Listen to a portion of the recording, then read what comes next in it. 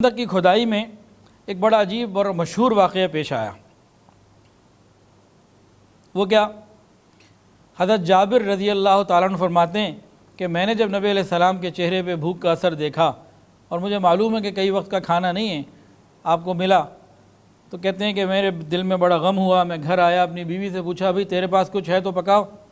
اس نے کہا ایک چھوٹی سی بکری ہے، بکری کا بچہ ہے، بکری نہیں ہے بکری کا بچہ ہے، اور گھر میں 3.5 سیر جو ہے نا وہ جو موجود ہیں، گندم وغیرہ جو موجود ہے، اس کے علاوہ تو اور کچھ نہیں ہے۔ تو کچھ جو ہیں اور کچھ ایک چھوٹی سی بکری کا بچہ ہے۔ تو انہوں نے کہا اچھا ایسا کرو کہ آپ نبی علیہ السلام کو بلاؤ، ان کے کان میں بتا دینا کہ اکیلے آئیں، 2-3 کو کسی کو لانا ہو تو لائیں، بس باقی کچھ نہیں ہے، اتنے وقت کا فاقہ ہے اور بس یہی موجود ہے ہمارے پاس۔ کہتے ہیں میں نے بکری ذبح کر کے بیوی کو دی، اس نے جو کو پیس کے آٹا بنانا شروع کیا، روٹی کی تیاری شروع کی، اور میں ادھر سے نبی علیہ السلام کی طرف گیا اور مجھے بیوی نے جاتے ہوئے کہا تنہا کا بلانا، چند ایک کو بلا لینا اور خاموشی سے نبی علیہ السلام کو کہنا، لوگوں کو پتہ نہ چلے ورنہ بڑی رسوائی ہوگی۔ اب یہ چلے گئے۔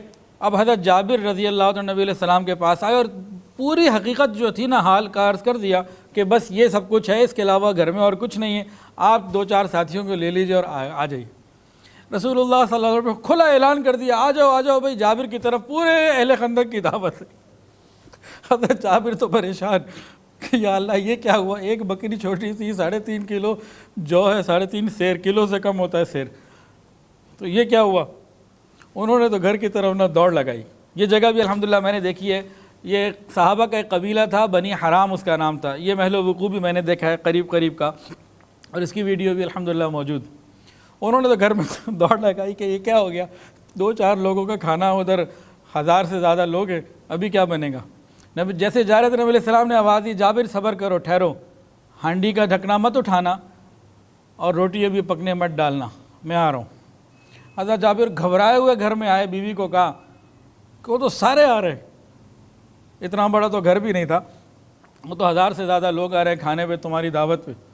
کہا تم نے صحیح نہیں بتایا ہوگا، بیویاں تو ایسی ہی ہوتی ہیں نا، تم نے نہیں صحیح بتایا ہوگا۔ نہیں میں نے صحیح بتایا ہے۔ وہ نبی علیہ السلام نے میری بات کو پورا سنا، پھر آپ نے سب کو کہا آ جاؤ۔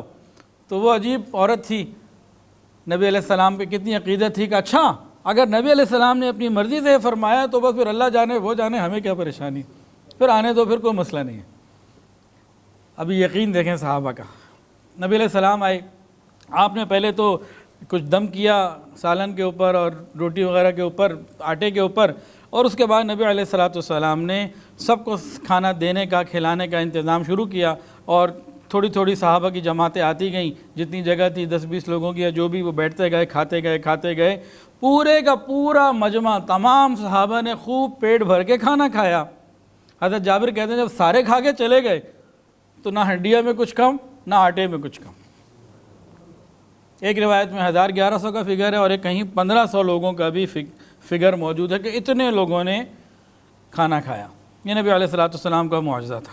ویڈیو کے نیچے سبسکرائب کے بٹن پہ کلک کریں، بیل کے آئیکن پہ کلک کیجئے تاکہ ہر نئی ویڈیو کی نوٹیفیکیشن آپ کو مل جائے۔